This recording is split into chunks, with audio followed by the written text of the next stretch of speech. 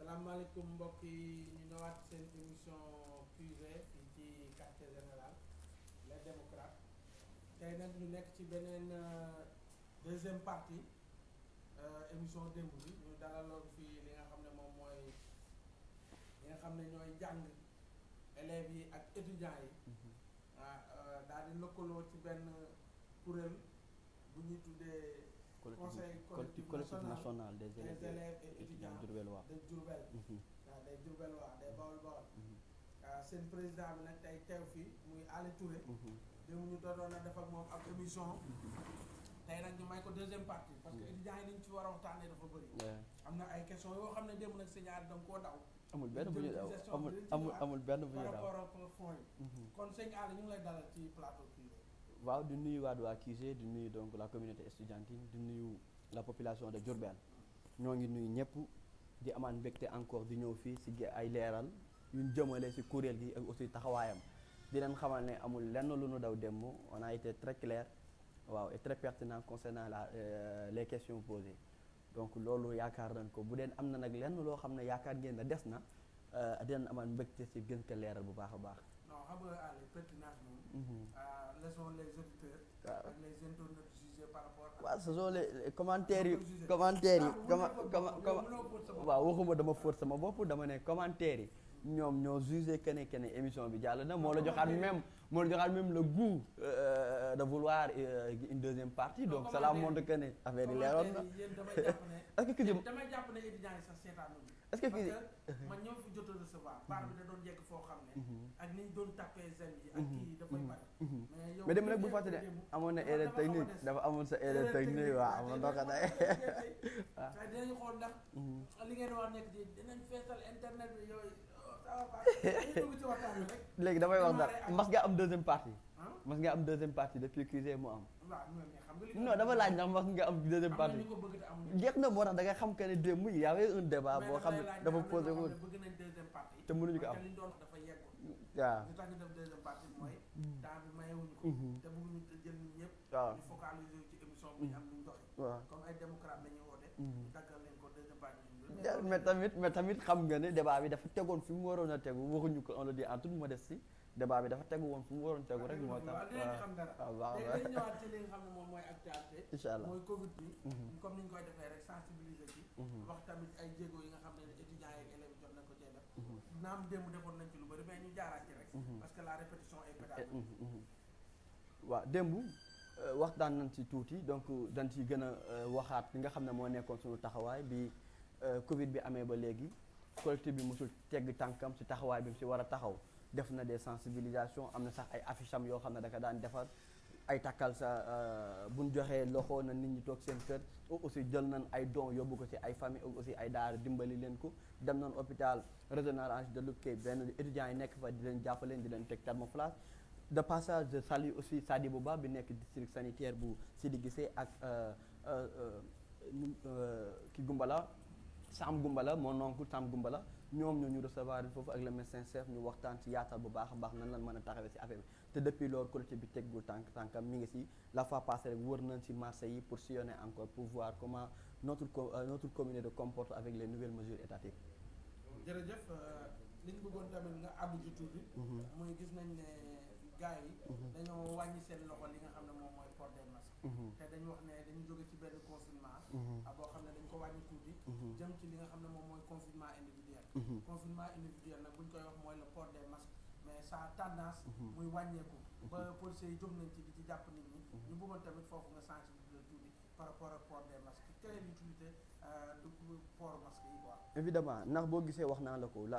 ba ki dem wër nañ ñun en tant que le collectif national wër na dem fi marché dem ci Thiawna Kandji pour xool nit ñi nan la ñuy taxawee ak les nouvelles mesures étatiques donc muy port de masque yi nga xam ne fi mu toll nii obligation la pour kenn ku ne moo taxoon ñu di ko woon mais gis nañ que ne 17 jours yi bi ñu wàññee mesure ba léegi cas yi dafa xaw a yokku ñuy demander la population de Diourbel ñu gën a taxawu si port de masque yi wàññi jaxasoo bi même bu mënuñu ko xaw a daw lu bëree bëri mais ñu wàññi ko bu baax a baax te lenn rek moo ñu si mën a dimbali mooy port de masque yi pour mën a wàññi la contamination te buñ si jàppee rek lu bari mën nañu si yàlla mën nañu si suturaal bu baax a baax donc j'invite à toute la population ñu gën a nekk si port de masque yi bu baax a baax a baax. par rapport ak port des masques yi ak reprise bi nga xam ne moom mooy am éventuellement le 2 lan ngay dénk sa mbokk yi nga xam ne yaa leen jiite muy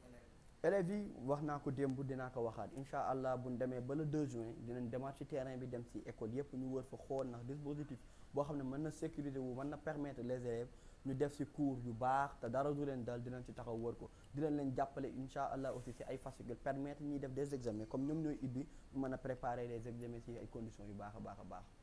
jërëjëf Ali loolu mu nekkoon benn situation bu ñu def ci Covid bi. sensibiliser ci joxe les informations nécessaires. comme ni ñu koy defee suñu émission bu ne. dañuy dugal yow ci li nga xam ne moom mooy Ali Kalaj ji. Ali deuxième partie tey bi dañ koy concentré ci li nga xam ne moom mooy étudiants yi ak politique. étudiants ak mouvement de jeunesse yi. étudiants ak fonds yi fu ñu koy jëlee. jël ci étudiants yi ak nan la ñuy taxawoo seen mbokk yi nga xam ne dañoo feebar nan la ñuy taxawoo ñi nga xam ne dañoo génn àdduna. te li nga xam ne daanaka ci université la yooyu yëpp tey lañ bëgg a développé. incha allah mën a tëj émission bi li ñuy tàmbale rek mooy Ali les étudiants les élèves et la politique d'aujourd'hui. loo ci xalaat. waaw xam nga ñun kuréel bi ñu nekkee muy le collectif national de kuréel boo xam ne du nekk ci ginnaaw benn leader politique sañoo jiite le collectif wala nga nekk membre di siège ci collectif am casquette politique mais individuellement Aly Touré mën na nekk benn républicain mën na nekk benn kii mais loolu moom la engagé wu la structure représentative tey Aly mën na dem di militaire kenn d'accord na militaire kenn mais au moment où que l'intérêt général muy l'intérêt des étudiants mu taxawee su boobaa amatul Aly bu benn leader politique daal pour bañ a citer kenn amatul loolu c'est le collectif moo soxla su boobaa collectif bi taxaw ci ba mu mat sëkk te ñun à notre niveau alhamdulilah am nañ sa respect peut-être am nañu mën a bokk parti mais ñoom ce sont des gens yoo xam ne taxaw bi ñu war a taxaw les étudiants ña nga sa te donc loolu yàqul dara ci seen yëpp li ñuy bañ mooy wax bu ñaaw xaajaloo te alhamdulilah dans notre équipe ou au niveau du collectif loolu amu ci te ñu ci sant borom bi bu baax a baax a baax. Ali boo déggee ñu àddu loolu. xam nga étudiant kenn mën koo dissocier ak politique. gis nañ fi borom day jóg. gis nañ fi yeneen ñu jaar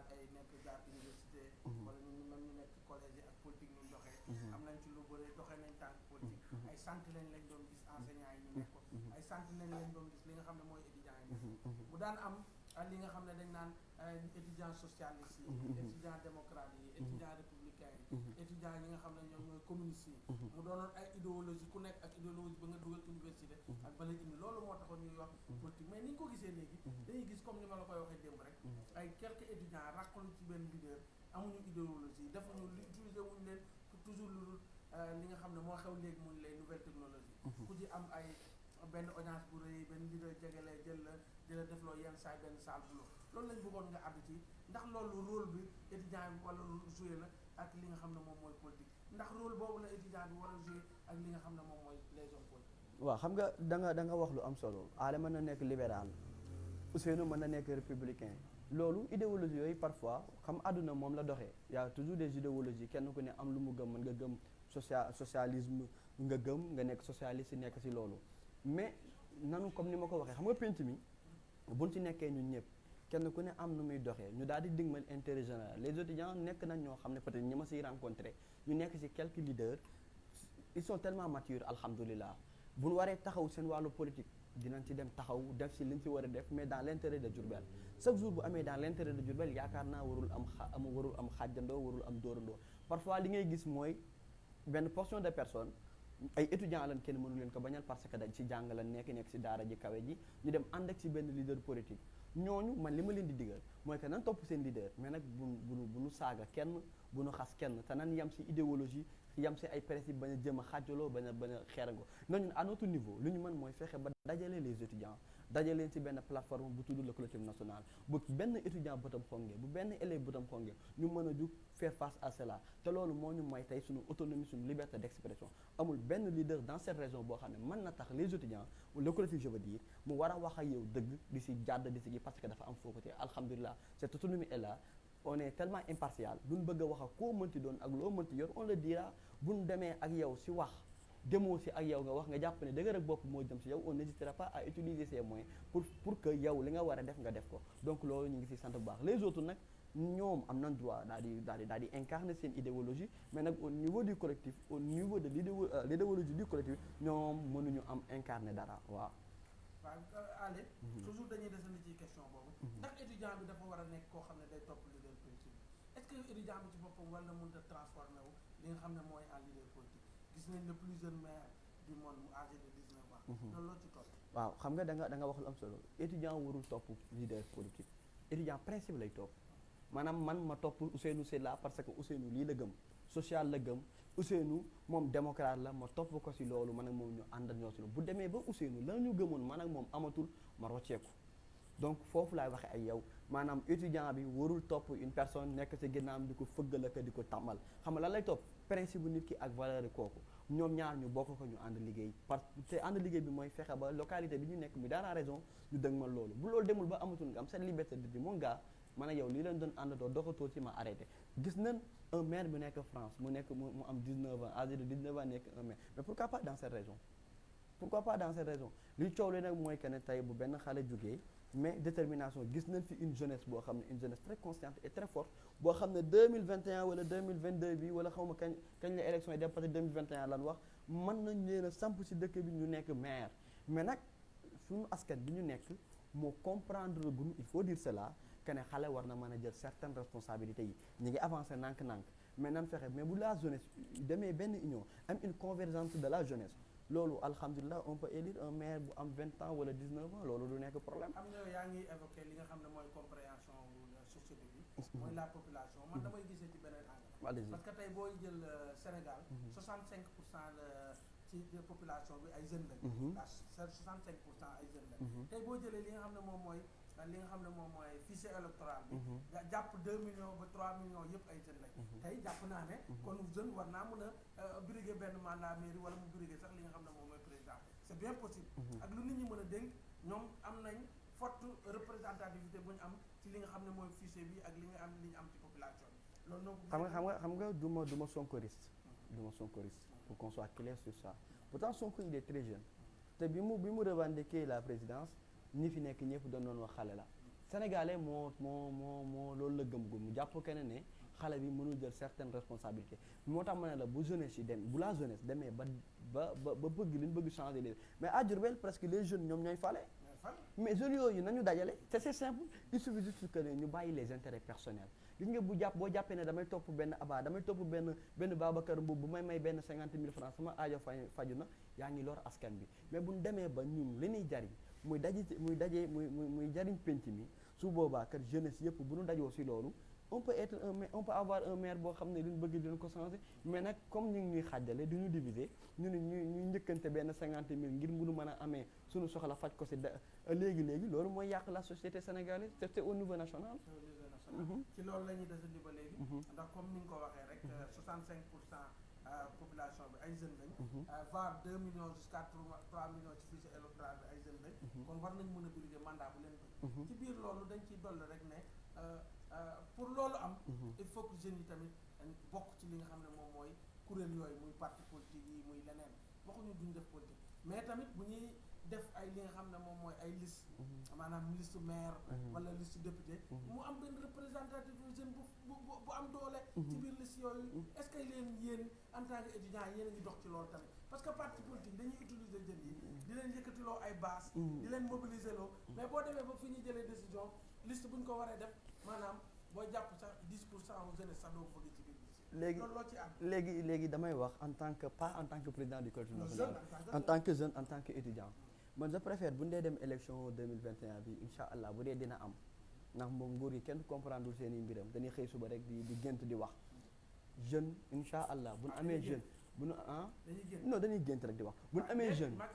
non ñoom ñëpp dañuy nguur gi dañuy gént di wax je le dis et je le répète je confirme cela d'accord waaw et je suis responsable de mes dits léegi bu ñu amee benn jeune te dinañ fexe ba am benn jeune boo xam ne lépp lu ñu soxla ci moom man na pour mu taxaw pour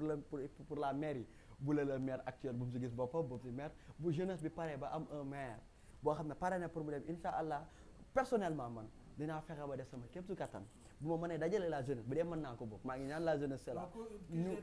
je demande donc la jeunesse ñu ànd ak kooku ngir jële fi paa yi ngir jële fi ñi nga xam ne amoon ñi doon siéger lu yàgg Moustapha Niasse jusqu'à présent muy nekk ay sunu président ensemble ay yeneen ak yeneen wax dëgg yàlla dafa doy bu au niveau local nag maa ngi demande la jeunesse ñu jéem a wut un candidat boo xam ne ñëpp xam nañ son dynamisme et aussi son pragmatisme et aussi son amour au travail ñu fal ko à la mairie ñu jàppale ko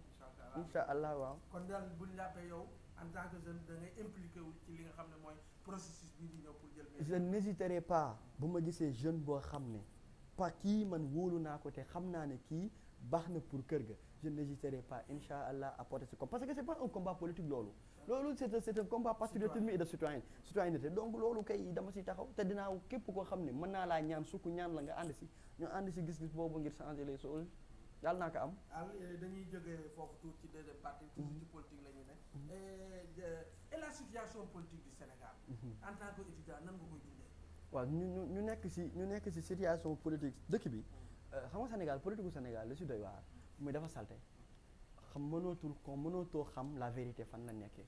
parce que tey ki lay tagg ki lay xas tey nekkoon na si yow te xasul loolu moo fi far bari buñ xawee bàyyi rek après commencé xaste commencé wax lu ñaaw. transhumance bi aussi ngor daal di jeex da ngay gis koo xam ne mi ngi woon fee doon kaas doon yuuxu saaga nga tey dugal ko fenn mu noppi mel na mësul nekk moom. mën la tagg bu baax a baax nag mën la tagg mën la tëggal say boorte moo doon saaga moo très bien mooy lay saaga bu baax a baax moo su doy waar mais da ngay gis tamit ñoo xam ne dañoo tellement seeni principe dara mënu leen koo xaajaloo li ñu gëm rek la ñu gëm te dana leen di taqal nag fu ne chaque jour ñu taqal leen wax leen lu ñaaw mais teewul dañuy def parce que am na ñoo xam ne ñu ngi ciy gis seen bopp ñoo tax ñu di ko def mais politique gu Sénégal pour dire vrai ñaar la mooy koo xam ne dafa bokkoon ci yow nga génne ko mu saaga la wala dafa nekk ci biti di saaga ngir bokk ci yow looloo ci xaw a bari. mais am na quand même ñoo xam ne wax naa ko am na ñoo xam ne ay nee nee naa la am na ñoo xam ne ay principe la ñuy doxee te ñi ngi fi te loolu alhamdulilah mi ngi commencé yokku gis na fi mu toll nii loolu mi ngi commencé avancer une très grande avancée. gannaaw comme ni nga ko waxee ñëpp ñu ngi koy sentir. daa ñu ngi détaché wu tuuti par rapport ak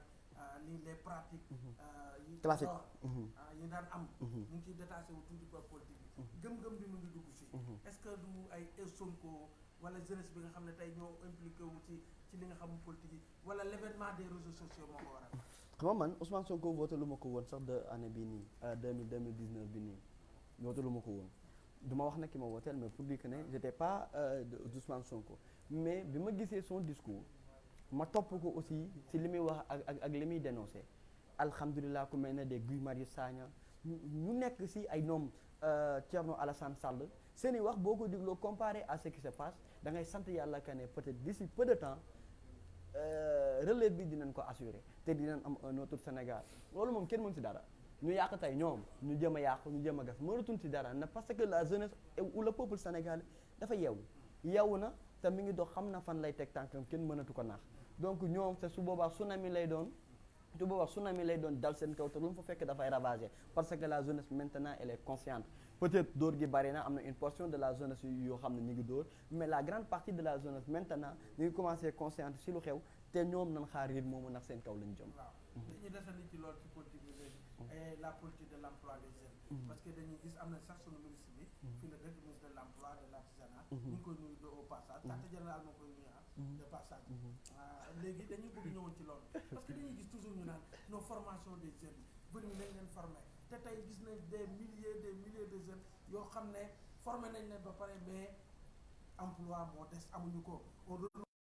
la confiance aux vieillards on renouvelle la confiance aux médiocres yow tey. politique de l'emploi boobu état bi doxal nan nga ko gisee. alhamdulilah question la boo xam ne dama ci sawar a tontu li ma ci sawaree tontu mooy damay wax en tant que un étudiant aussi koo xam ne peut-être yàlla mën na def d'ici peu de temps mën na nekk dans le milieu de l'emploi mu soxla ko waxee ma en tant que président dama gis parfois dama ciy bind parfois bu ma defee les publications du ministre ma gis ko dama ciy bind inviter le ministre et j'utilise toujours cette expression j'invite le ministre ndax boo duggee même Google nga daal di tàppee xool le ministre de l'emploi lan la def Saint-Louis Ziguinchor enrôlé na fa ci benn journée 1200 jeunes ci 25000 jeunes yu mu war a enrôler dans le pays nga dem ci Saint-Louis mu daal fay enrôler 500 personnes nga ñëw Diourbel boo xoolee xam nga lan lay defal parrainage ci loolu laa dénoncé woon nga dem Ziguinchor ñu ne la à une journée le ministre enrôlé na fa 1200 jeunes nga ñëw Saint-Louis 500 jeunes mu enrôlé leen ci 899 mais donc 500 yoo xam ne dugg nañ ñu ngi leen di enrôlé ñu nekk ci ay formation nga ñëw Diourbel nga tapé vérifier il faut vérifier ce que je dis nga dem parrainage lan lay defal le ministre parrainé nañ ko ma ne ko le ministre Diourbel wax fa dëgg yàlla nag ministre sujet républicain moo ko ñor maanaam Sénégal gépp lay jariñ mais nag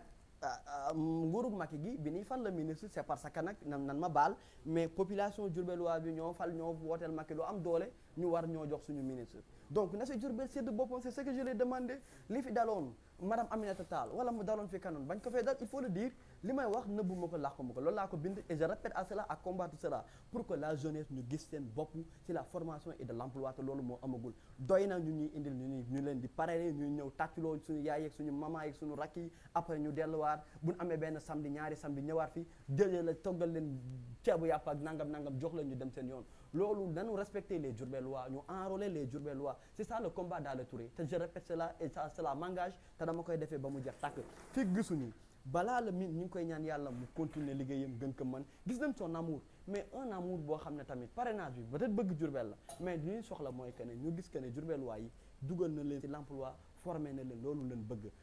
lorsque j'ai visité à Bambey ma dem ci centre de formation bu Bambey bi benn invitation laa fa amoon ma dem ba xaw fa añi mais bi ma gisee la centre de formation je me suis dit que ne le ministre fii dafa war a fexe ñëw nag Diourbel am centre de formation bi bala mu fi jóge te ñaan nañ yàlla mu gën lu fi Macky di toog mu nekk ci liggéey boobu nag gis nañ ko son dynamisme au niveau des régions mais dans notre région nag dafa des ci des choses concrètes foofu rek laay alerter ci moom te peut-être gis nañ mu def ñu am ñu jël man stratégie politique laa ko et je suis libre de le dire gis nañ ñoo xam ne mu jël leen daf leen des postes de responsabilité loolu taxul ñuy wax mooy que ne ñu bañ xàjjaloo kii daam la bokk ñu jox ko poste non na jël la Diourbellois mu jox ko mu formé ko na jël la Diourbellois mu jox ko emploi ñun loolu la ñuy demandé et te loolu duma ko bàyyi fii loolu gisuma ko waaw. waaw fi ñu dese nii rek noonu au-delà du ministre au niveau national. la politique de l'emploi ni ñu koy gérer. ñu gis ne gars yi politique bu emploi bi ñuy wax nii. da ngay dégg ñu naan def nañ ay 5000 emplois. def nañ 10 000 emplois. te la emploi yooyu yëpp. ngay gis noonu demul fenn fu dut ci seen recasement clientèle politique. maanaam ñi nga xam ne mérité nañ ko joxuñu leen emploi yooyu tey loolu loo ci andi. xam nga wax naa ko peut-être da nga déglu nee naa la gis naa mu jël ñoo xam ne jox na leen ndombal tànk macha allah lu rafet la mais stratégie politique la mooy ni nga ko waxee seen portefeuille clientèle boobu dañuy jéem a yokku ñun waxewuñ foofu defal sa politique d'accord mais fi mu toll nii yàlla dimbali na la jox la loo xam ne Diourbellois yëpp tey mën nañ see gis seen bopp mais bul hésiter à cela def ko ñeneen ñi ñu ngi koy def ci seen raison yi mais Dagana bu ko Omar Sarr gagné ba léegi c'est parce que dafa jël doomu Dagana yi mu di leen koy jox Idrissa Seck le fait que mu nekk mën naa ko tuddee un dieu à Saint-Louis à Thiès du moins c'est parce que ba mu yoree loolu dafa jël Thiès mu jox ko pôle priorité la ko def waa Thiès di ci jariñu bu baax a baax mais le ministre tey moo tee loolu na wàcc ci terrain bi mu bàyyi parrainage waxuma mu bàyyi parrainage tam ñoom Kalidou daal may dugal ay coup mais na fexe ba ñi nga xam ne ñi ngi nekk ci wàllum war a mën am xëy ñu jox leen xëy yi loolu lan war a def parrainage bi d'accord nan tàccu mais loolu c'est éphémère ñaari fan la ñu tàccu ko ñi war koo noncé ko ñi war a dunde ko après xale yi xëyaat suba teg baraada bi loolu mën na ko fi dindi te newul loo xam ne ñu naan ay mi ngi si dookul mi ngi si depuis 2019 la ko le président falo jusqu'à présent ñu naan ñu mi ngi si peut-être après ils vont me dire que ne am na benn centre d'incubateur bu muy def fi d'accord c'est bien mais ce qu'on veut c'est du concret waaw mais dama bañ rek ñu limité wu ci li nga xam ne mooy prérogative ministre bi au niveau des Diourbel dama bëgg au niveau national à voir même le président parce que politique bu fi am moom moo koy priorité a marché emploi boobu ñuy wax tey est-ce que yow leer na le marché emploi am na au Sénégal parce que toujours dañ naan non il faut former les jeunes il faut former mais vous êtes ñu former bari na on a des milliers de jeunes qui sont en chômage amuñu emploi politique de l'emploi comme ni ma koy waxee toujours rek dafa nekk demande bi xëy na mu supérieur ak li nga xam ne moom mooy offre bi mais est-ce que politique bi ñu ci war a def dëgg def nañ ko ci pour mun a jéggi impasse boobu ñu nekk xam nga chômage fi mu toll nii dans le monde dafa nekk problème buñ fàttali ko tuuti sax pas Nicolas Sarkozy après Nicolas Sarkozy ki nekkoon dama fàttali le président Hollande moo tax mu daal di cëpp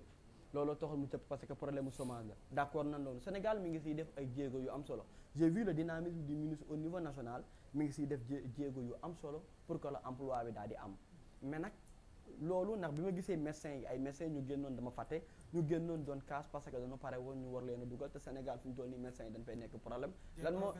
des professeurs DPS ñuy génn di grève alors que ne donc mënuñu am une ressource humaine bu mën a am de l'emploi alors que joxuñu leen ko xam nga lu ko war parce que ñi war a jël retraite jëluñu retraite parce que dañ leen di jéem a caser fii bàyyiwun caser bi dans ce pays di jéem a xool parce que dafa am fukki nit yu nekk ci mboorom bu ginnaawam ay contrat des contrats après retraite lu ñu gis jamono bii di weesu avec leur décret boo xam ne doy na waar trop ci réew mi peut-être ñi ngi ci nekk di lijjanti doy na leen fi mu toll nii problème loolu la kenn comprendre ñoo xam ne am na lu ñu teddee nañ leen bàyyi ñu dem tedd ji ñi nga xam ne amagun ci lu ñu jàpp te jàngal na leen plus de 20 ans ñu nekk ci banc yi di toog mais nañ jox ñooñu l'emploi le Sénégal am na des potentiels pour mu am liggéey amul kër maanaam ñu ne milieu de l'emploi dafa plein mënatunoo jël Sénégal amu ko Sénégal liggéey baa ngi nii ñu di ko xaar mais parce que dañoo joxegul liggéey ñun war a jox et aussi côté entrepreneuriat pour permettre la jeunesse des porteurs de projet loolu dana xàññi DER bi c'est une bonne initiative mais la démarche est très lente loolu mooy problème bi rek mais pour ko ne nga ne emploi dafa plein mënatuñu jël amul Sénégal boo xoolee mën a wax ne 60% ñi ngi nii ay buntu ñun mën a dugal nit ñi mais nan leen fa dugal c'est simple ñu bàyyi case yi. waaye Aliou dañuy ñëw loolu des ci politique bi toujours. ci wàllu emploi bi. par rapport ak gis nañ dañoo am ay ressources naturelles. est-ce que yéen au niveau de l'université. par rapport ak élèves yi ngeen yor ak étudiants yi. yéen ngi leen di orienté ci filière yooyu. pour ñoom ëllëg au moins Sénégal mun a am ay doomam yoo xam ne ñooy liggéey ci loolu nga xam ne moom lañ am. moo leen fay seen réew. xam nga ci côté comme Saint-Louis laa nekkee yàlla def na pétrole mi ñuy wax ne benn côté bi am na fa xaw na fa feeñ mais li ñuy demander loolu les universitaires laa koy wax les universitaires peut-être moom parfois université ni muy doxee dafa xaw a compliqué te ñu ngi ci commencé dox mais bourse yi nañ fexe Sénégal na génne bourse yi jox doom yi ñu dem jàng ji pétrole am na nag am na des bourses pour gars yi dem jàng ji pétrole mais Alla Touré doomu baaroo la bi mën ko gis. waaw évidemment loolu mooy waaw ñi nga xam ne ñoom ñoo jege ñoom lañ koy jox ñoom la ñuy jël affaire yi di jeex rek loolu moo fi am mais fi mu toll nii nañ ubbi des filières au niveau du pays yoo xam ne pétrole la ñuy jàng génération bii di ñëw ak ñi nga xam ne pare na ñi ngi seen M2 toog amagul liggéey ñu defal leen formation 2 ans ñooñu seen xel tollu yaatu boo xam ne bu ñu defaa son formation 2 ans pour la gestion du pétrole day nekk facile pour ñu gaaw dugg ñi nga xam ne dañuy doog a am le baccalauréat ñoom ñu jëm leen a ibil ay filières pour ñu gérer suñu ressources naturelles yi c'est facile mais nag bourse yi ñuy joxee pour ñeneen ñi di ko jàngi d'accord ñoom nañ ko dóoral ñooñu mais ñun fexe na tamit ñun suñu doom yi ñu mën ko jàng ñun suñu genre gi ñu mën si jàng bu baax jariñu si sinon timis ngay déggaat rek wala tisbaar ñoo koy jël jariñuwaat après ñun ñu taalaat suñu def tisbaar doomu timis ak doomu tisbaar rek après ñoo koy jëlaat ñu daal koy jariñoo ñu toog di xaar. jërëjëf Ali bu ñu waxee ci wàllu politique dañ ciy xaw a jeexal tuuti. parce que bëgguñu dugal tamit étudiants yi ci politique bi trop. njàng bi moo leen gën a yitteel. dañuy ñëw ci seen organisation. mooy conseil. collectif national des loolu nag dinaa def di ko étudiant jël xeer de.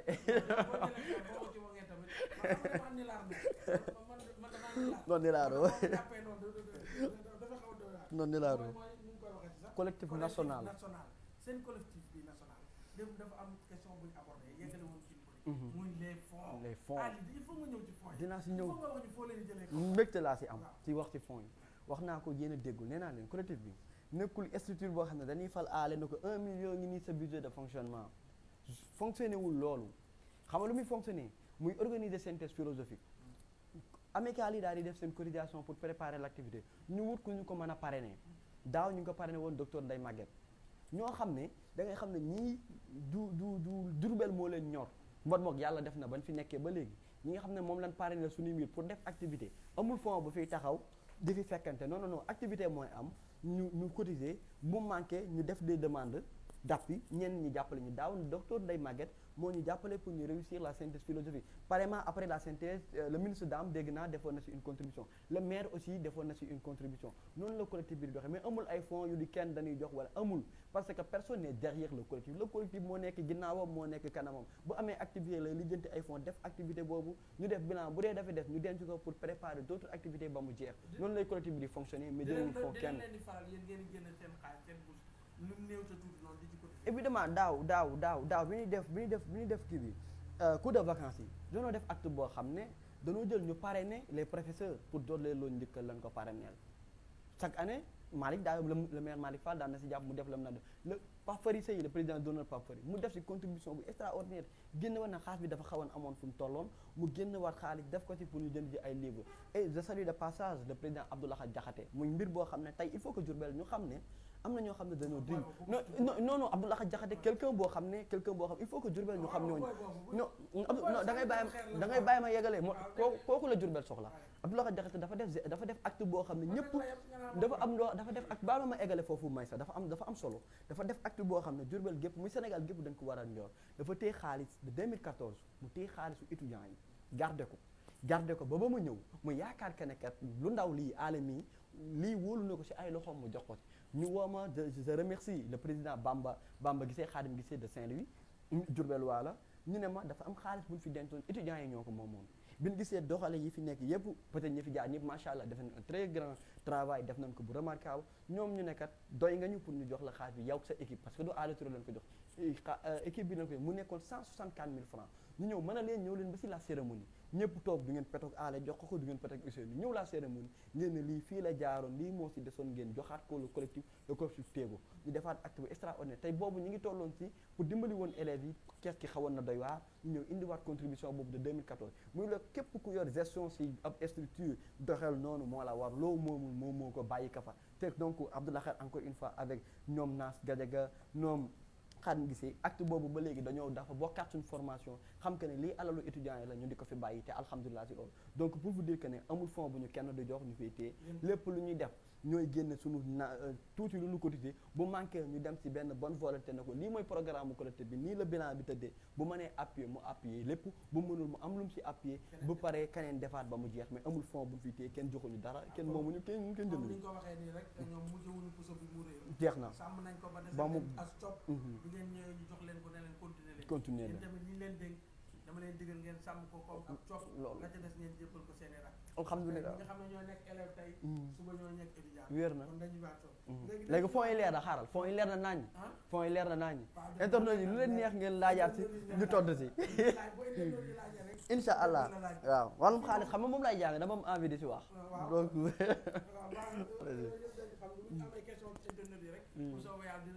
incha allah dañuy continuer rek def benn pas jëm toujours ñu jëm ci li nga xam ne moom mooy fan dañuy gis gars yi dañ naan collectif bi dafa événementiel maanaam bu Korité ñëwee wala Tabaski ñëw wala am mbas am wala leen am dañuy mobiliser wu jël ay car dem ci dee mais bu dara amul doo leen dégg ci da ngeen événementiel yow xam nga loolu da ngeen événementiel xam nga loolu mooy ñàkk a xam le collectif je comprends kuy wax kat ni collectif bi dafa événementiel je comprends cette question mooy ku xamul le collectif parce que collectif bi si année bépp day fonctionner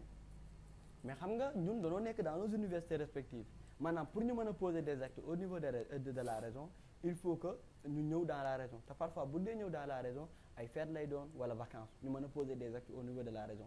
comprendre nga moo waral parfois ñuy dégg loolu mais amul benn yoon bu la collectif bi war a am si lu mu taxaw benn activité boo xam ne Diourbel dafa soxla sa jeunesse collectif bi amul taxawul cité ma benn activité rek boo xam ne Diourbel dafa soxla sa jeunesse gisuñu si le collectif amul mënu koo cité fépp fu collectif bi war a taxaw da si taxaw non déggoo li ma la wax xam nga déggoo waaw moom laa lay wax ni xam nga synthèse philosophique nekkul événement Diourbel ñun ñoo ko créé non ba ma égal non ce sont des activités yoo xam ne man dama bëgg bu ma fi jógee bii nekk bi mooy nekk insha allah sama dernier mandat candidat yi nañu préparé ba ma égale non man ka ma wala dara démb wax naa le 5 mai laa nekkoon Saint-Louis le 13 avril laa bàyyi donc awma une année li may def man bu ma paree sama gëm-gëm loolu la lii moo tax ñu fal ma bu matee mandat bi sax mën naa bañ a egg je demande les élections ñu pare parce que loolu lañ ma fale woon c'est ce que j'ai fait à Saint-Louis et c'est ce que je crois très sérieusement du poste wala du dara bu matee rek mën na collectif bi loolu mooy ay activité mooy la synthèse philosophique ak des cours de vacances tey ñëw nañ ci dëkk bi mbas ampe ñu wàcce fi ba mu jeex tàkk xam nga loolu kon nekkul événementiel am benn des groupes d'arabe bu fi nekk dans la région de Diourbel bi ñu soxlee le collectif pour ñu jàppale leen si ay mbir dañ leen a taxaw ba mu sëkk xool na si li leen mën a taxaw même baal ma non mais évidemment parce que déggoo li ma la wax nee naa la jamono bi ñuy ñëw dans la région de Diourbel bi ñuy ñëw mais collectif bi yow loo tuddee laneen loo xam ne mënuñu ko def lu nekkul événement da nga naan ñu nangam mën a lii ak lii leen ci taxawee dafa am toujours ay étudiants yoo xam ne dañuy am ay problème maladie très bien xam nga très bien baal ma une très bonne question une très bonne question xam nga collectif bi xam nga collectif bi ni mu bindee xam nga collectif bi ni mu bindoo mooy nan may sa mooy que ne amicales yi ñoo ko seq yaa ngi comprendre amicales yi ñoo seq collectif bi mu nekk benn fonctionnement bu tellement démocrate amicales yi étudiants yi si la nekk maanaam amicale yi tey bu comme amicale de Saint-Louis bu fa benn étudiant nekk Saint-Louis am problème c'est amicale bi lay adressé wu do adressé wu la collectif amicale bi moo si taxaw bu am solo Dakar idem Thiès idem Bambey idem Saint-Louis ni mu enrôlé 1500 tickets mooy na ko les étudiants Thiès Bamba Diagne il achète des tickets Dakar Omar idem da koy def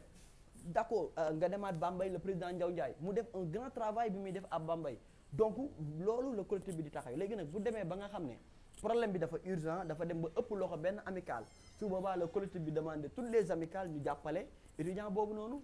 lay fonctionner waaw. waaw léegi dañuy ñëw ci collectif des étudiants maanaam étudiant ku ko xam koo xale. collectif bi ak les mouvements de jeunesse. yi nga xam ne ñoo nekk ci dëkk bi. waaw ndax comme conseil de la jeunesse. ñoom Modou Lo comme nawetaan bi nga xam ne. ñoom du moo ko jiite. yooyu ndax yéen am ay lëkkaloo pour mën a participer ci l'essor de. certainement xam nga loolu lañ ko bëgg. mais ñoom Kalidou doon passer cette occasion. non évidemment xam nga wax ko fii tey mu évidemment xam nga ñun li ñu bëgg mooy que ne lépp loo xam ne jeunesse bi ñi ngi siy taxaw ndax jeunesse bi ñun la. non ba ma égale may sax ba ma égale. waxoon li nga war a wax waxal li nga. non certainement yow xamoo Alla Touré donc yow xamoo kon Alla Touré ndax man awuma yow xamoo Alla Touré ndax Alla Touré amul lu muy war a wax Maysa di def x Maysa danaan Maysa après wax li mu ci bëgg a wax mu jàll dama ne la mouvement nawetaan yi wala conseil de la jeunesse daaw ànd nañ ci avec Modou Lo si synthèse bi ñu ngi si àndoon nañ si ñu liggéey si donc tey bu dee nawetaan yi daaw bëggoon nañ organiser benn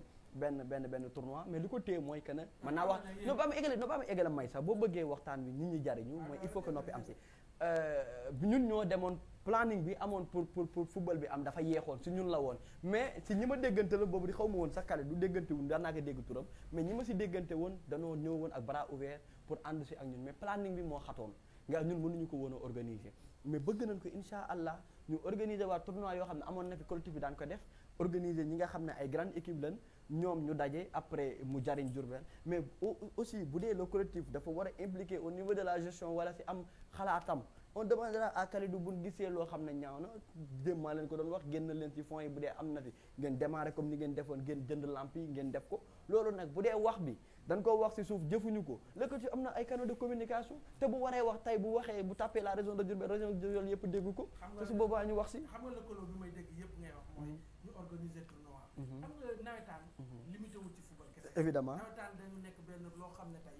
dañu wax ne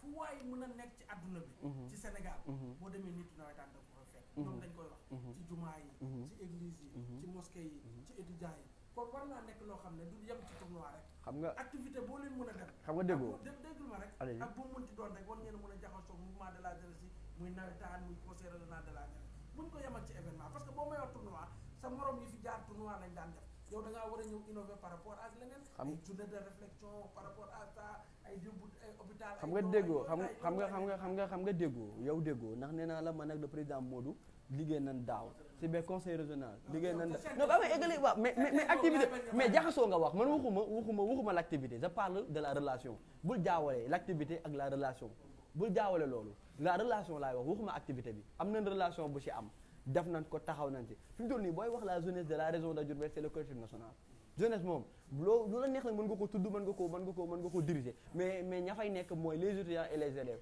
te loolu mooy le collectif national yaa ngi comprendre ñoom buñ amee dara buñ ko dee def muy ay don wala nangam mais ànd nañ ak Teel Diourbel ñu def pour la région de Diourbel ñoom bu dee dañuy def activité ñun ñuy def activité ñu invité leen à cela wala ñu am cadre de réflexion ñu ne kat Diourbel lañ bëgg a xalaatal comme ñu demoon ci ay assises mais ñun ñooy toog parce que ñun ñooy la région de Diourbel le conseil régional c'est la région de Diourbel le collectif national c'est la région de Diourbel mouvement navétane c'est la région de Diourbel ñooñu ñooy toogaa ñu wax alhamdulilah ouverture la loolu mën na am si durée peut-être tàmbali nañ ko daaw te incha allah ñaan nañ yàlla mu gën a continuer daaw lañ ko tàmbali. xam nga tey dinaa tàkkale ko di nga ma bëgg ma tàkkale conseil de la jeunesse non bàyyi ma tàkkale non da ngay bàyyi ma tàkkale conseil de la jeunesse parce que incha allah dafay xam nga sànq wax naa ko ne le président Modou daaw dañoo liggéey mu nekk je peux lui remercier de si daaw taxawaay bi mu taxawee woon ndax boobu wax naa ko démb maa ngi woon Saint-Louis ñoom ak ñoom président Aba ñoo fi nekkoon ak Ndiaw taxawaay fi ak un ami un frère Traoré liggéey bu am solo moom nga xam ne presque mën naa wax 60% du travail c'était Traoré moo ko defoon ci liggéey bi mu nekk étudiant à Thiès ñoom li ma leen di taakalee mooy que ne nañu fexe ndax man je ne vous le cache pas au niveau conseil de la jeunesse bëri na lu ma ci xamul président Modou chaque jour mi ngi may woo ne ma il faut intégrer le conseil de la jeunesse j'aurais voulu que nga ñëw ci conseil de la jeunesse peut-être man même à Saint-Louis bi ñuy dem à la délégation le président aussi mën na si témoigner dama ne su may def dara dama koy def la région de Diourbel mais pas ci def délégation ay faculté wala nangam je préfère syndiquer pour la région de Diourbel donc au niveau conseil de la bëri na loo xam ne xam naa ne jeunesse bi la ñuy teewee mais la formation ou la gestion xaw ma ci bu baax moo tax bëgguma ci wax mais je souhaite que mais xam naa si la manière dont nan la ñuy représenter la jeunesse bëgg naa incha allah bu ndee dem élection bu bañ a nekk à l'autorité mais ñu jël Ababacar wala jël Ousseynou te ñun indi on fera cela pour que ñu am un représentant au niveau du conseil de la jeunesse. jeex na ni muy doxee Diourbel neex na la. ni muy doxee Diourbel ni muy doxee Diourbel waaw daaw il y a une très grande avancée il faut le dire il y a une très grande avancée il faut le dire parce que daan naa dama ragal kan non yow xamu il y a une très grande avancée si daaw parce que xam nga ma ne am na une très grande avancée j'ai vu que ne il y a 2 ans amul woon subvention kale du tagguma la de dinaa wax yi nga xam ne naq neexuma si amul woon subvention ñu gis nañ que ne peut-être ay réero man je suis man maa nekk le secrétaire général bu ASC Jëf Jël finaliste si départemental bu 2018 bu 2019 yaakaar naa yaa ngi dégg xam nga Jëf Jël xam nga kon mën naa wax lu baax lu si nekk mën naa non nekkuma man Kalidou xaw ma mosuma ñëw si seen réunion yi man li ma resté mooy que nan la ñuy fexe ba administration bu Jëf Jël mu jag alhamdulilah on a réussi à cela avec une finale daaw am na une avancée parce que daan nañ kaas ñoom comme dañoo bëgg kaas di kaas subvention génn di kaas ba subvention génn te loolu c'est une bonne politique fexe ba jàmm am ñu fexe dajalewaat nit ñi xam nga man lu ma si mën a xoolee mooy aspect superficiel bi la mën a waxee li ma gis que mu taaru si biti ndax nekkuma si au fond bu ma bëggee wax au fond damay naa fekk mais li ma gis daaw ñu dajale ko fexe ba Diourbel ñu am benn nawetaan loolu lu rafet la c'est à saluer te ñi ngi ñaan mu gën a continuer lenn laa leen fustiger mooy suñu stade bu bon bi ñoom bu ñu xaar nanu bàyyi di xaar aussi di yuuxu nan poser des actes ñu fekk leen ci et loolu je lance de demander ça au président Kali mu taxaw si loolu ñu bàyyi xaar bi te poser des actes ndax suñu rakk yi wala suñu moroom ñi ngi fay football di gars yi te ñoo leen koy teg waaw dañ ko war a tëj sérieusement ñu tëj stade bi loo leen doon digal ren ne nawetaan dana am loo leen di wax parce que xam nga su ma leen doon digal fi mu toll nii ñoom bu ñu bëggeen tey le ministre Matar Ba jëloon na fi ay engagement wax ne dinañ ko defar même le ministre Birima que je salue de passage jëloon na ci ay engagement lan moo yeexal yooyu dinañ fexe ba ñu jël ay engagement pour ñu respecter pour loolu ñu mën ko teg ci table ji jëfe ko loolu c'est facile ñoom ñoo am cette possibilité mais nañ jéem a def loolu su ko defee nawetaan ma ne ndax Diourbel nawetaan la am nag bu ñu tëjee nawetaan yi tamit day doy waar trop waaw nañ jéem a am benn alternative pour que ñu ñëpp loolu tax sax doo leen ñëw fii parce que boîte de nuit amul fii gars yi amuñu fuñ cee yow moo tax doo leen bëgg a ñëw da ngay resté Saint-Louis ay Dakar non yow comprendre ñun ñu ngi assez non attends non loolu dama koy leeral bul wax ne étudiants yi chaque vacance ñu ngi à Diourbel di nekk fi di servir la région de Diourbel ñooñu bëlawul taluñu ko sax ñu ngi niiwaat nii Diourbel peut-être bu dee sax duñu xaw a empêché bon léegi juste deux questions. allez-y bon benn sax mën nañu ko utiliser parce que bon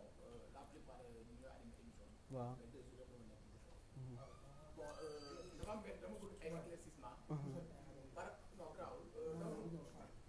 bëgg ay éclaircissement. waaw par rapport ak yenn lënt yoo xam ne mu ngi ci xel Bawol Bawol. muy lan parce que bon j'ai entendu que ne. amicale des étudiants de Diourbel. waaw dañu amoon benn logement. waaw boo xam ne madame Aminata Tall moo ko doon fay lañ wax. waaw ñenn ñi ne aussi Malick Fall moo koy fay. waaw ba daaw jéeg. waaw gis nañ ñu jox leen benn suñu 1 million. waaw ñu jox ko amicale bi. pour logement boobu noonu est-ce que. réellement loolu noonu. ku leen joxoon chèque bi ba pare bon Aminata Tall lañ wax ne moom moo ko jox la amicale. des étudiants de Diourbel. waaw xëy na nag bon yéen a fi nekkoon nekkoo leen fii. mais tamit du ñàkk tamit. xam ngeen ci am ci loo leen ci xam. parce que l'administration c'est une continuité. waaw léegi ñu soxla woon foofu ay leeral soit que ñu Diourbel waay yi. xam ne vraiment autorité yi tamit soit que moo xam Aminata Tall la boo xam Malick Fall ñu ngi contribuer pour le développement de leur fils. bala ma ko fàtte je remercie aussi je magnifie l'acte du ministre Dame Diop ci li mu def démb muy Dakar nekkoon ci ay quelques problèmes mu appartement mu defoon benn somme bu mu joxoon benn portion de personne benn mouvement am léegi mouvement bi xawoon ko téye yàlla def na ñu génn ko ñu ma leen di remercier ñoom Labé et aussi Mahmoud Konté et Sariou seen grandeur boobu ñu wane foofu nekk ñoom ñun ñëpp ay étudiants lan li ngay wax j'ai eu loolu Laba Ngom moo fi nekkoon mon ami mon frère Laba il m'a appelé même du jour bi am na taal bi muy wax ne day arrêté mu jël 1 million yooyu ngay wax xaw ma nag somme bi yaa ko tuddee 1 million man xaw ma somme bi Laba m'a appelé que ne dama bëggoon ñu dem si Aminata Tall boobu dama xawoon jàpp pour ñu remercier ko si acte yi mu doon def Aminata avec machallah acte bu fort bi muy wàcc mu fexe ba fayee leen année bi ba mu jeex la def après comme mënatu ko woon fay parce que wàcc nañ ko ci lañ waxoon ñoom ñu demandé woon le maire Malick jëloon ay engagement mu continué woon doon ko fay si li ma ci xamoon mi ngi ko doon fay peut-être dégg naa récemment amoon na problème peut-être fayeetu ko woon mais le problème l'essentiel mooy que ne les autorités am na ñuy jàpp si bu baax muy le maire le ministre Aminata Birima ñi ngi amoon Moustapha d'accord peut-être Moustapha ñi ngi siy jàpp ñoom ni ngi leen di remercier mais li ma xam daal mooy que ne situation de Dakar boobu ngay wax c'est décanté alhamdulilah c'est réglé. sa ñaareelu question. waaw bon man kii bi la deux questions. waaw dañuy ñëwaat foofu wax nañ fonds yi wax nañ activités yi ngeen def yëpp mais dañuy jàll tey ci li ñëpp di xaare mooy dañu gis ne seen ñaari collègues wàññeeku nañ fi à savoir Bassirou Sène Bassirou Faye Bassirou Faye ak Fallou Sène léegi Fallou Sène seen procès yi teg na xamuñu fu mu toll xamuñu étudiants yi lañ ciy dox ak naka lañ ciy doxee ak fan la ci état bi féete ñu bëggoon ay clarification par rapport à ça ñu commencé li nga xam ne moom mooy Bassirou Faye waaw Bassirou Faye waaw ñu ñaan borom bi subhaanahu wa taala mu jéggal ko ci tabal ko ci aljana yi gën a kawe ñun Bassirou man yàlla def na sax mën naa wax ne rakam laa xamoon muy Babacar Faye un ami un frère Bassirou bi ñuy def jëf ju ñaaw jooju le 15 août boobu man j'étais élève en 2014 maa ngi woon nekk élève pare juste xam nga août da ngay nekk vacances ma pare sama première di waajal sama terminale c'est le jëf jooju amee woon donc mën naa wax que ne si biir mbir mi mënu ma si xam lu bari te du ma si wax loo xam ne xawuma ko si li ma si xam récemment muy lu xew ndax bi ñu ñëwee après def nañ tuuti gëstu lenn li je préfère ne pas le dire mais li nga xam ne ñun ñëpp yem nañ ci mooy Bougazelli mi nga xam ne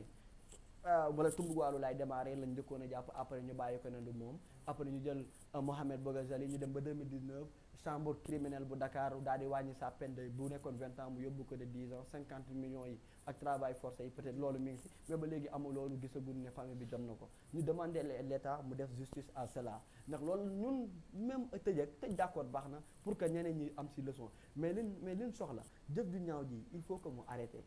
fii loolu amul ci suñu dëkk bi fii xamul que ne étudiant bi musul revendiquer loo xam ne daf ko tay lépp lu muy revendiquer rek dafa dem ba sës mu doog ko def ndax étudiant yi sax une des revendiquer posé nañ des actes de négociation ba sonn seen yi demee ba loolu am te ñu ngi ñaan borom bi ñaan état sénégalais ndax Macky Sall je me rappelle bi loolu amee maa ngi koy fàttaliku bu baax dana woon très tôt justice sera faite bu ngeen fàttaliku son discours moo nekkoon le slogan du président te ba léegi justice peut-être ñoom tuddee nañ ko justice am na mais ñun loolu du justice kuñ tëjoon 20 ans wàññi ko 10 ans loolu tuddewuñ ko justice mooy que ne kii dafa jëf-jëf ju ñaaw ñu tëj ko tëj yu metti teg ko lu metti famille bi mën a fàtte loolu noonu ndax ba léegi mënuñu mënuñu déwénal dalal seen xel te loolu moo ñaaw ci Bassirou loolu laa si mën a wax ci Fallou Sène ba det mën naa see wax lu xaw a bari parce que le 5 dama koy tënk ndax maa ngi koy wax que ne le 5 mai 2018 laa nekk le président de l'amicale de Saint-Louis le 15 mai si leen faat Fallou mi doxu 10 jours rek laa nekk te ma doon wax que ne tout ce qui te prend au dépourvu est plus fort que toi loolu la wolof di wax loolu la bett man la mais face à une telle situation je ne dis mënuma woon accepter une telle assertion donc nekkoon na jamono boo xam ne doon ci waroon a ànd xeex ko Saint-Louis dafa am benn particularité avec les différentes universités ndax dafa am lu ñu tuddee la coordination des étudiants de Saint-Louis moom côté ay revendications ay grève ñoom ñoo koy def ñun amicale côté comme amicale ci côté social lañu taxaw mais bii bi mu amee ñëpp dañu ànd la coordination et l'amicale dañoo àndandoo ci combat boobu ñun on a laissé la coordination comme man je suis étudiant à Saint-Louis ñu taxaw ndax la coordination parfois mooy coiffé au niveau national ñu topp dossier bi mais ñu si doon partager des informations ñun au niveau local muy l'amicale mu doon revendiquer que état bi bépp dig bu mu diggoon sa famille mu joxe ko alhamdulillah le collectif national ou l'amicale de Saint-Louis pas l'amicale de Saint-Louis le collectif national ou les étudiants de Diourbel ndax ñoo àndoon si loolu boobu amatul woon Saint-Louis amatul woon kenn li mu amoon mooy le Diourbel waaw ñu porter au combat bu metti pour que ne contrat yi Macky Sall waxoon mu joxe ko kër gi ñu waxoon ñu joxe ko añ màkke yi mu waxoon mu def ko li nga xam ne mooy taxawu famille bi mu waxoon mu def ko loolu les étudiants de Diourbel ñoo si taxaw ñoom rek ñoo mën a revendiquer cette satisfaction boo xam ne am na si auprès de la famille j'arrive de passage le papa de Fallou au jour même il a eu à me rendre visite chez moi te loolu defaluma ko pour man te ba mu waxee wax na ko nee na dama sant Diourbel waay taxaw bi ñu taxawu sama doom moo tax ma ñëw seet si la te loolu ñëpp la ko seetee kon ñun waa Diourbel waay leen waroon a taxawee Fallou taxaw na justice nag amagul mais avec la coordination chaque jour on partage les informations peut-être président Ousseynou sax moom moo si gën a mën a xóot ndax je préfère comme parfois en tant que président d'amicale au Saint-Louis moom day gën a partager ko ak ñoom info si justice bi loolu ñu si tax man j'ai eu à partager avec Assane Dioma Ndiaye moo nekkoon avocat bi waxtaan nañ ci lu bare ak ñeneen pour que justice soit faite mais concernant li la état bi waxoon Diourbel waaye taxawoon fi pour loolu am li daloon famille Bassirou bañ fi dal sant nañ ci yàlla ba loolu amul lépp sotti na récemment rek gis nañ la sortie du papa bi muy wax ne ndox mais courant bi bu yàggul rek doon naa waxtaan ak au niveau SONES go national doon naa ci partage avec le président Ousseynou ak électricité bi xool nan lañ si jàppee ba loolu egg si kër gi donc Diourbel waaye mosuñu bàyyi benn yoon ci taxawaay boobu ñu si war a taxaw. waaw allez ok merci beaucoup ci éclaircissement yi. bon justice sera faite. bon gis nañu ne tamit vraiment étudiants yi. à chaque fois yu mel noonu bu amee maanaam dañuy toog di demander justice mais au finish bon vraiment du mujj sànni quoi. doon nañ fi Balla Gaye Mamadou Diop Fallou Sène ñëw na tey. kii Bassirou Faye ñëw na. Fallou Sène te yàlla na ko fi jaar suñu borom yemale. mais ñooñu ñëpp aussi si suñ leen doon demandé. mais boo xoolee projet yooyu yëpp. vraiment lépp ba tàbbi na géej quoi. est-ce que yéen gëm ngeen ne lii aussi tamit. jàpp ngeen ne du mel ni. lu tàbbi géej quoi waaw lu tàbbi géej quoi. xam nga na ma yàlla baal ñu baal ma ñi ma ko sañ a wax ma wax leen ko. on a une société boo xam ne muy Sénégal dama koy wax on a une société boo xam ne moralement elle est corrompue. waaw ñu baal ma nag si wax bi biñ fi toogee di grève yàgg fi ñun waa Saint-Louis ñu toog bañ a jàngi ñëpp commencé ñoo mbam nañ jàngi te pourtant ñu ngi woon suñu logique pour mettre la pression au niveau de l'État mais état bi dem na ba commencé woon duñu jaxase pas suñu biir mais duñu jaxase askan bi te lu ñu doon combattre c'est parce que fexe ba étudiant kenn du ko sonalati ñu commencé noonu ñëpp bàyyi ñu ne Saint-Louis dañoo yabaate ñëpp ñu ngi commencé jàngi Saint-Louis dañoo yabaate ba léegi ba demee ba dugg ci classe yi état bi la am nag sa possibilité fi mu toll nii comme lenteur daal di am j'ai eu à échanger avec Assane wax naa ko ci dossier bi lenteur bi am c'est au niveau de l'état te di xew mooy que ne li nga xam ne moom lañ kin tuumaal li nga xam ne moom lañ tuumaal mooy corps gendarmerie la gendarmerie moom moo nekk garde présidentielle mu nekk lu xaw a compliqué ay yeneen ak yeneen yoo xam ne doo comprendre mais ne Sénégal bu doon Sénégal jàppale nañ étudiants yi justice am na bu yàgg mais Sénégalais yi ñoo njëkk a commencé dal ci kaw étudiants yi alors que étudiants yi boobu dañ leen a tooñoon ba ñëpp gis ko. waaw kon nga jàpp ne. kon yéen jotul tey bu jëf ju ne mel amatee. est-ce que au lieu ngeen koy porter ci juridiction sénégalaise yi. mais pourquoi pas ngeen porter ko ci juridiction internationale yi. am na dem ay CPI. am na est-ce que réellement yéen. am na en 2019 la coordination des étudiants de Saint-Louis dafa saisir woon droit de l'homme ban génn yëgoo sortie boobu ban génn def benn sortie daal di demander à l'état sénégalais mu daal di leeral ci dossier boobu noonu bàyyiwul France ay ñeneen ak ñeneen def nañ des demandes au niveau international da nga jàpp dara yem ci Sénégal dossier bi nekkul dossier boo xam ne dañuy bàyyi ndax Saint-Louis wax naa ko Saint-Louis yàlla dafa def que ne ña fa nekk mooy les anciens ñun ñëpp ba léegi danoo collaborer di déggante di doxandoo di demandoo te ñooñu au niveau de l'administration sénégalaise ñoom ñëpp ay ponkal la au niveau international ay ponkal la te dossier bi noonu la leen ñoree parce que le Sanarwa boo koo si laal nga kuy Sanar 1 laal nga Sanar 2 laal nga la promotion 29 ñëpp nga laal dossier bi dina yeex mais incha allah on fera de notre mieux pour que justice soit faite dina yeex nag mais état sénégalais moo mel noonu mënoo si dara ñooy yeexal dem ba jaxasal ak sa askan ñu daal ñu des ñun kase mais duñ bàyyi benn yoon. waaw jërëjëf man doo amoo benn question. waaw non man kay pour compléter rek dama ko bëgg a xamal ne ko bon d'accord certes saisir ngeen droit de l'homme mais di nga ay droit de l'homme yooyu yëpp yàgg nañoo waaw non du commentaire surtout forme de question mais da nga koy kii ay droit de l'homme bon yàgg nañu sonné état Sénégal mais vraiment à chaque fois dañuy gis ne état bi tamit état boo xam ne vraiment day seetaan waaw day seetaan quoi day seetaan moo tax man la day jar aussi bu fekkee étudiants yi tamit am na lu ay combat yu porté pourquoi pas ñu def ay CPI porte plainte au kii juridiction yooyu noonu xam nga ak yeneen juridiction internationale yi xam nga koor yi ci war a laal lépp pour affaire bi ndax mbir mi yéen bu ngeen fàttalikoo nekkatul woon lu yamati woon Sénégal àdduna gépp ñoo ko doon wax ca parce que porté nañ ko ci foofu noonu ba mu war ko porté état sénégalais même dossier politique bu international waxee ñu ci bëgg a doxale rek lañ parfois lañ ciy doxale d'accord kenn mën leen ko bañal te li ñuy ci ay test la ñuy sukkandiku yaa ngi comprendre mais nag ñi sukkandiku ci ay test nga leen di wax ci te la loi parfois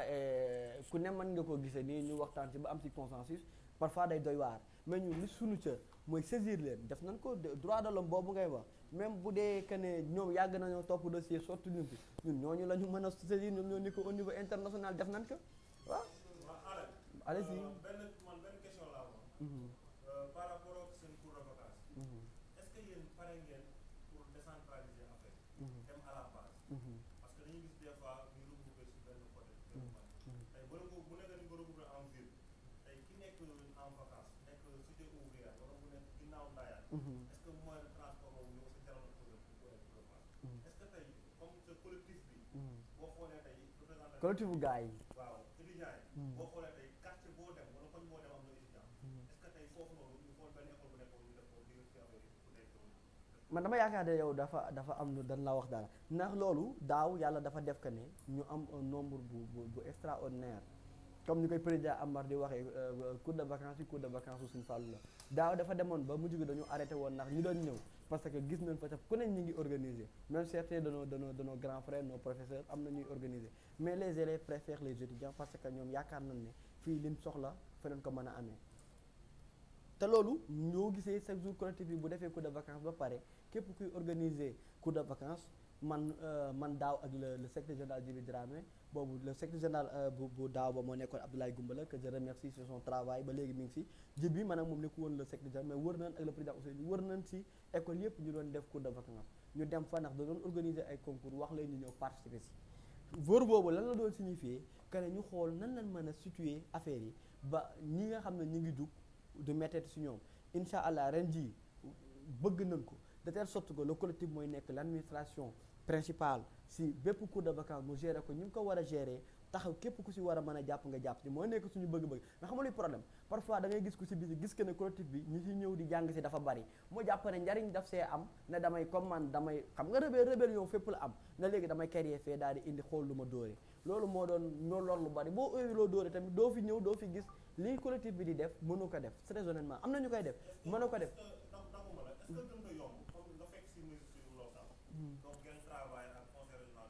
xam nga xam nga le mouvement étudiant du ma leen di fekk si loolu ñoom ñooy ñëw ndax man bu may dem si nawetaan bi ñoom ñooy ñëw man maay dem fekk si leen ñoom ñooy ñëw conseil de la jeunesse mouvement nawetaan ñooy ñëw ñu ne collectif bi lii yéen a ko fi taxal ñu ne waaw dañoo bëgg ñu xool nan lañ si jàppee su boobaa nag ñu jàpp si mais man du ma dem si conseil le collectif pas man na do ba ma eggale si loolu pas man sax na ma juum si man bi le collectif du dem si loolu ñoom ñooy ñëw comme ñun ni ñëwee si nawetaan bi ñu taxaw te su boobaa insha allah xam nga ne collectif bi waaw te su boobaa no baa ma eggale su boobaa dinañ ni nga xam ne yaakaar na ndax ñun Diourbel moo ñu ñor si côté boobu buñ yaakaaree ne lii mooy njariñ bi insha allah dinañ ci ànd waaw après di ngeen yéen gisee seen mais il faut waxtaan waaw Ali dañu ñëw rek gis nañ seen ngeen am maanaam président d'honneur waaw donc le choix de Pape le très grand Pape Fary waaw le choix de Pape Fary dama si sawar a wax parce que monsieur Seye da ngay gis que ne bu étudiants yi soxlaa day ñëw ak jëmmam ñëw ak taxawaayam ba mat sëkk te aussi nekk si les fondateurs du collectif national maanaam njëkk ñu jekk rek ñu xool Pape Fary mu neex ñu parce que dafa am école buñ ko soxlaa mu ñëw non dafa comprendre lan moo nekkoon principe bu collectif national bi ñu soxla woon tey bu ma ko mën a tuggee ñoo xam ne tey bu ñu lakkoon collectif bi bu doon am na taarix Pape Fary Seye fait partie des personnes yoo xam ne mën na ko bindaat ba mu jeex tàkk moo ba aussi tey bu Dakar soxlaa day déplacé wu dem taxawal leen lam sa war a taxawee Saint-Louis bu taxawee soxlaa mu dem fa Bambey mu dem fa Thiès mu dem fa te bu fa demee day jël alalam aussi ànd si même du question alal bi rek mais aussi xam-xamam fépp fu ñu sonne maanaam ñu commencé comme parfois nga dëkk bee mel noonu dóor yi commencé bari coow commencé daal suñu kaw c'est le seul boo xam ne dina taxawaay lam si war a taxawee ba mu mat sëkk ñu jël ndukkeel boobu xam que ne moom si Diourbel boo yow boo xoolee sax tey bu ma la bàyyi woon ne la léegi Pape Fary croix nañ ko kan ngay jox président d'honneur boo wëree ba sonn ñëw da nga nawaat ne Pape Fary mooy nekk le président d'honneur donc dama fekk ñu solo que le président d'honneur te bu ma amoon un autre nom pour mu gën a kawee président d'honneur du collectif national je demanderai à mon bureau ñu xool lan lañ koy def si loolu parce que les actes forts yi muy defal le collectif national. jërëjëf ci actes forts yaakaar naa dina ko renouveler ñëpp xam nañ baaxam li nga xam ne daa ko mais boo gisee question mo susité ko dama gis Pape Fary mu nekk un éternel défenseur des étudiants mais de Cheikh Anta Diop bu nekk disciple Cheikh Anta Diop boo gisee yéen saa boo leen wax da ngeen di dugal naan Cheikh Anta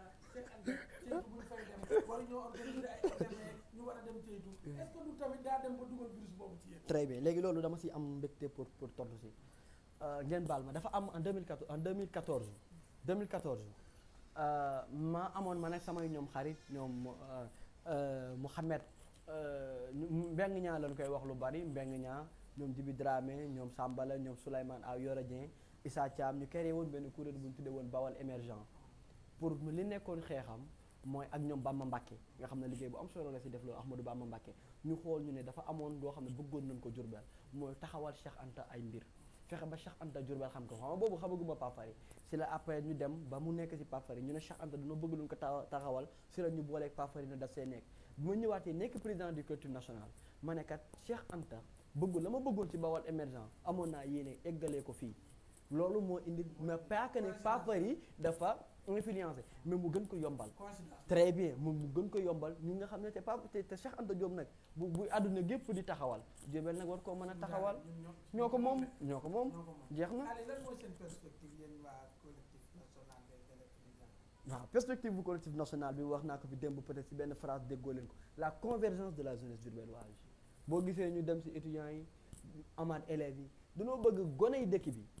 ñu dajaloo ndax mbëgguma discrimination di am ci ñi jàpp ne dañoo nekk ci daara yi nasaraan gi ñoo gën ñi nekk ci taalibe yi j'invite je demande solennellement tey keneen kuy ñëw mu fexe ba intégré ndax da taalibe yi intégré leen daaw def nañ ay dons bin paree suñ cours de vacances dañoo jël li ñu am ci loolu ñu dem ci daara yi dimbali leen ko ñu ngi bëgg ba képp kuy jeune ci Diourbel collectif bi dajale leen bu leen dajalee ba pare lépp li nga xam ne bëgg na ko def ci dëkk bi muy développement di ci xaar le maire di ci xaar un ministre di ci xaar kenn mooy ñëw pourquoi pas ñu xëy benn jour ñu ne collectif bi kat ibbi na benn centre de formation daal koy maye wala collectif bi étudiants yëpp dajale nañ seen 1000 francs ba am benn 100 millions ñu ne ibbi nañ benn hôpital daal koy def c'est ça là suñu logique bépp ci loolu la bu ñu xasee ba téye nag il faut tamit nga am un soubassement un fondement bu loolu dajaloo ba pare ba ñëpp wuy ci comprendre yow lan mooy sa liggéey ñeneen ñi ñëw lu nekk aada tudde keneen ay ñëw loolu muy nekk gis-gisam dajale la jeunesse bi di def di dindi loolu moo nekk perspective muy man muy keneen ci loolu la ñuy dox incha allah te ni ngi naan borom bi fii ak 10 ans keneen daal koy réussir. allez lan lañ leen waroon a laaj luñ la laaj te jubut ci àll.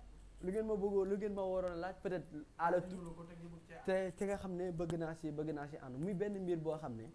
bëgg naa mu clair ci tetu ñëpp. démb moo nekkoon problème mu fond bi ñu bari dañuy xalaat que ni collectif bi dafa am ku nekk ci ginnaawam wala ku nekk ci ginnaaw bind naa ko fenn bind nañ ko ci page bi. bind ko faneen ak faneen mu leer ci bopp ñëpp amul benn leader dans cette région qui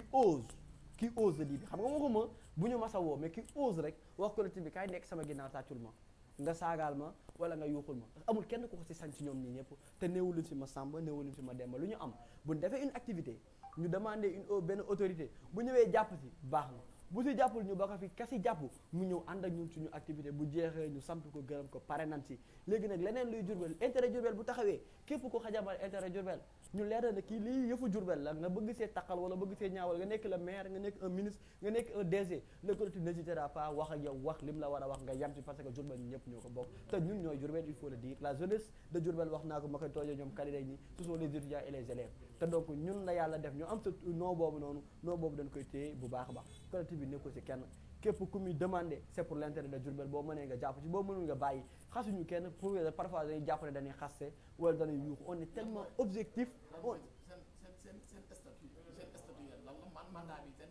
mandat bi une année la bu ñu defee ba pare cours de vacances dañuy dajale waat man daaw laa def sama premier mandat ren sama deuxième mandat la léegi bi ñu defee suñu mandat ba pare dañuy dem élection ñu wooxe étudiants yëpp nga nekk Dakar nga nekk Bambey ñu am candidat ñu daaw ma nag un ami un frère ñoo demandoo woon élection yàlla defaat étudiants yi xalaat que ne mën nañ ma tabaat ñu tabaat ma mandat une année la bu jeexee ñu dajale waat daal di kii bañ évidemment wax naa ko nee naa ko maanaam président d'amicale yi rek président d'amicale yi ñoom mën a nekk président mais ñoom tamit dañuy am une année d'expérience au sein du collectif pour mën a postuler comme candidat waaw mu nekk mbir boo xam ne mbir bu rafet la ndax dafa baax ñuy leeral dafa baax ñu am loo xam ne nit ñi mën a wax waxee ne lii mooy seen xalaat nit ñi comprendre que lii mooy xalaatu doomu aadama bi lii mooy xalaatu structure bi muy Alla Touré bu ko neexee mën na dem ànd ak benn ku ma ko mën benn Ababacar bu dee dafa am parti politique Alla Touré mën na dem ànd ak benn Babacar Mbuub bu dee dafa am parti politique mais bu ñëwee ba ci collectif national bi amatul Ababacar amatul Alla Touré xam nga lu mu am le collectif national te loolu la ñuy doxee. loolu dénk waa QG laa baa ma eggalee dama ñëw tënk leen léegi QG nag bu permettre loolu muy am gis nañ mu invité ku ne mu waxtaan ñu ngi leen di ñaan ngeen gën a yaatal ci les différentes couches yi fi nekk ñëpp mën a wax seen xalaat ngeen impartial daal laa leen di ñaan gën a taxawaay lii nit ñi ci gën a mën a wax seen xalaat muy gën a yokk incha allah ba mu nekk peut-être télé boo xam ne Diourbel waaye yëpp dinañ ci gis seen bopp Sénégal gépp dinañ ci gis seen bopp waaw te questions yi c'était tellement pertinente lii lañ doon xaar question yoo ndax Diourbel waaye yëpp yi dañ ko soxla woon te doon nga ñun cette possibilité d'éclaircir la mémoire de certaines personnes dans cette région alhamdulilah di remercier le collectif national di remercier tous les présidents d'amicale ci collectif bi mais aussi le secrétaire général donc le bureau du collectif ci taxawaay bi nga xam ne amoon nañ ko ci Covid 19 bi te duñ ko mas a bàyyi ñu leen di remercier comme ni ma ko waxee le président Amar boo xam ne c'est référence la suñu idole la ci taxawaayam ba le président Bob le président Cheikh Mbaye Sambala Diallo le très grand président Sambala nga xam ne liggéeyam kenn mënuñu ko bàyyi Traoré nga xam ne moom ni ma koy waxee moom idole la fi ñu toll ci Bamba Diagne ci taxawaay bi muy taxawaay chaque jour si boole ñëpp àndaloo ñëpp loolu muy cër bu am solo di demander aussi les autres présidents muy Ziguinchor di Dakar di kaneen ak kaneen ñu gën a jàppoo gën a booloo nga xam ne li ñu fi tax a jug li ñu fi teewloo mooy jàppale suñu morom yi jàppale suñu rakk yi jàppale Diourbel te loolu buñ ci doxee rek Diourbel dina dem et aussi le très grand président Ndiaw Ndiaye nga xam ne moo nekk ñaari yoon sama directeur de campagne gagné ñaari yoon les élections je le remercie énormément quelqu'un boo xam ne Diourbel xamaguñ ko sax ci kanam la ko Diourbel di xam un grand défenseur des étudiants de Diourbel. merci Alla Touré. merci beaucoup ba beneen yoon merci kontaan naa.